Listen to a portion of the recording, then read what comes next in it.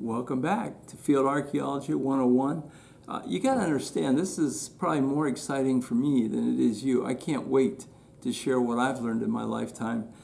Two sides of that. One, because for me, it's better to give than it is to receive, but hearing back from you and the things that you've discovered just completes the full circle.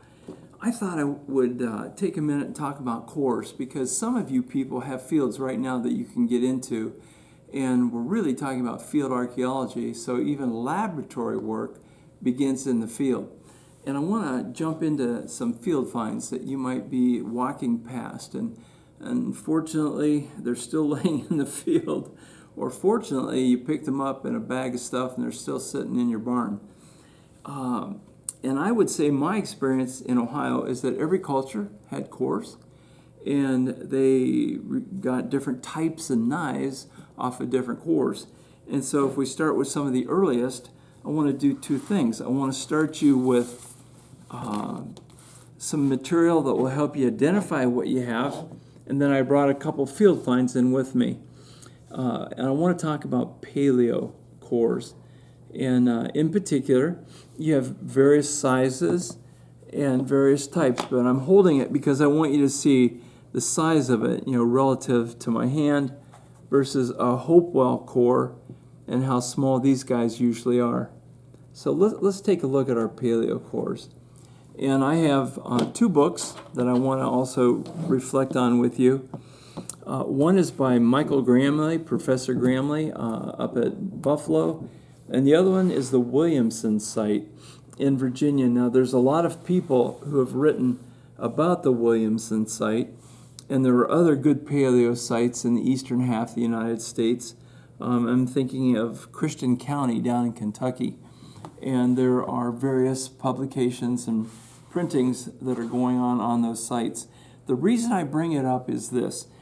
Oftentimes, the knowledge on these things is really spotty, and it's hard to find somebody who is just kind of a shot off the cuff. Well, I think these were this.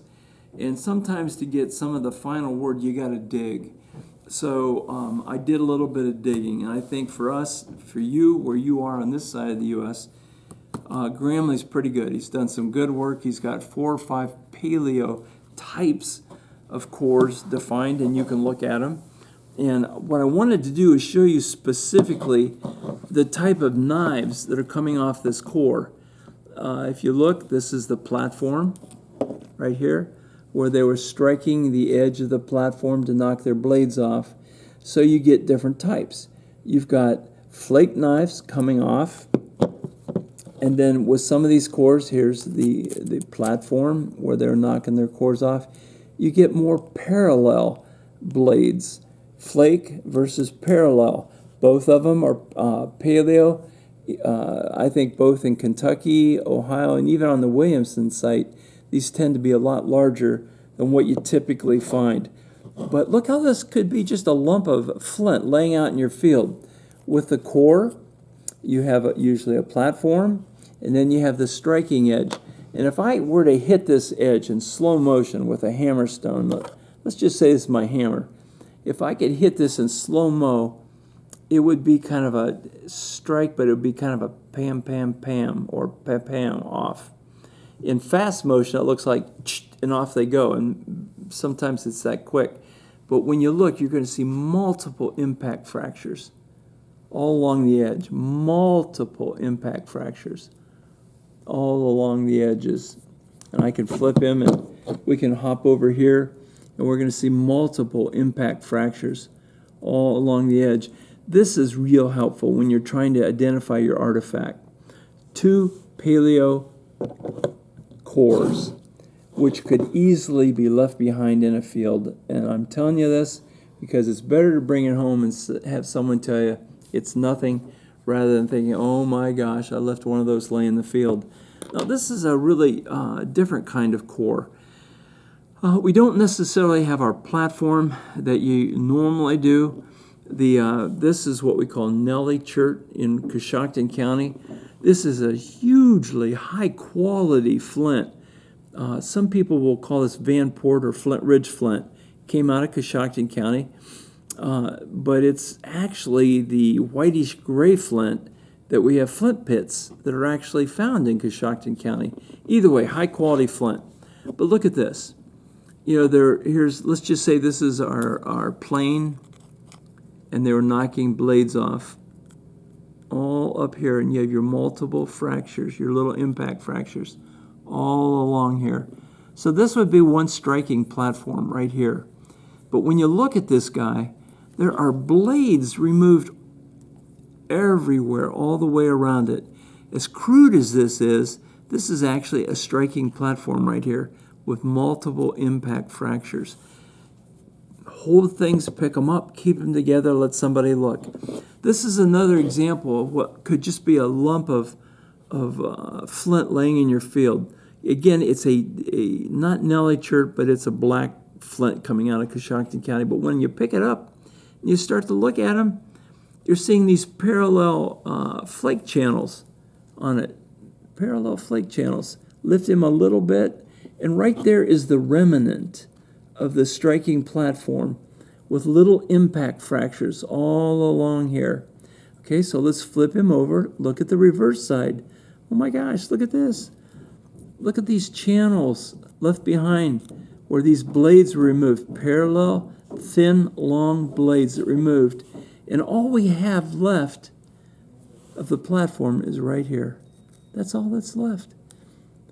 So a word, and maybe you want to hang on to this one, is expended. And that's what we call back here in Ohio an expended core. It's one that it's all used up, pitched. Let's stick around in the archaic culture a little bit. This is made out of Indiana hornstone, Harrison County chert. We find this in Ohio. It's great stuff. And when you go to Indiana, especially the southern half of the state, it's everywhere. We're familiar with giant caches of blades and Indian mounds that have this material. But today, again, I'm looking at cores. Just doing a real quick overview of cores for you. This particular mineral or rock is usually spherical, and this is the cortex of probably a core, or not a core, but a spherical rock like this. Outer portion, this is gone, and this should remind you of something right here. This is the striking platform, and here we go with the multiple impact fractures all along the edge with these. And these are not the parallel, long, narrow blades typically of the Adena moving toward Hopewell, but this is more characteristic of the my experience in this state would be your archaic culture, just archaic culture in general, slowly moving toward the Adena. But look at our blades that have been removed. Semi-parallel, these almost approach what I call flake knives. Flake knives are just kind of not uniform at all. They're just going in many directions, but they have an origin where they came off the striking platform. And I thought it would be fun to end up with this today because one of the neat things in Ohio is our state gemstone. Our state gemstone here is what we call Vanport Flint. That's the geological time period, the name given to this material.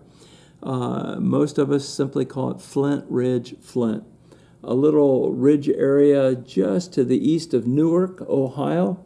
Open, you can go look and walk on the trails and see the ancient flint pits. They're still there. Some of them are 30 feet across. Some of them are 10, 15 feet deep. Worth the visit. And we have just a wide range of flint. And in here, there's Flint Ridge, but there's also some Coshocton, this may or may not be Coshocton. And this is definitely not Flint Ridge. This little guy is Coshocton. And once again, looking at him, we see our parallel flakes that have been removed. And the next thing I need to say is, then where's the platform? I'm going to lift him up. And this is all that's left of once used to be a giant platform. And if you look, those little multiple impacts are there. You're going to find things in the field, and you're going to have to look for diagnostic evidence to tell you, yes, this is, no, it isn't. And so these multiple impact fractures in the area of the channel flakes and the platform all add up to a core, but in this case, what did we call that? It starts with an E.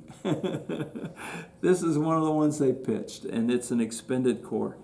Boy, this was a round, fast table talk on cores that we find in Ohio. I hope you're finding them where you live. Thanks again for coming along with us in Field Archaeology 101. See you next time.